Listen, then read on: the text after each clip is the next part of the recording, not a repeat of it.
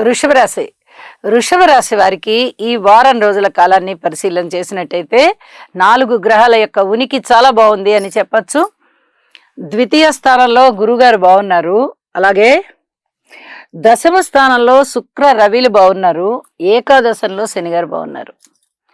4 గ్రహాల యొక్క ఉనికి కూడా చాలా మంచి ఫలితాలనే ఇస్తుంది.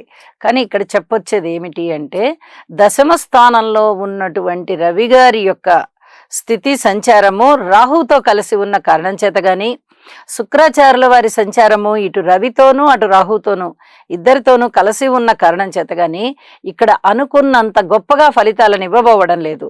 ఈ రవి రాహుల కలయిక పితృవంశ దోషాన్ని సూచిస్తూ ఉండగా, ఈ శుక్ర రాహుల కలయిక రవితో కలిసి అస్తంగత్వం చెందడం కానీ, లేదా రాహుతో కలిసి ఈ వివాహేతర సంబంధాల విషయంలో అయినా, భార్యాభర్తల మధ్య అనుకూలత విషయంలో అయినా చాలా ఇబ్బంది పెట్టేటటువంటి ఫలితాలని సూచిస్తూ ఉంటుంది. కాబట్టి ఈ దశమ స్థానంలో ఏర్పడి ఉన్నటువంటి ఈ శుక్ర రాహు రవి గారులకి తప్పనిసరిగా స్తోత్ర పారాయణాలు చేసుకోవాల్సిందిగా సూచన చేస్తున్నాను.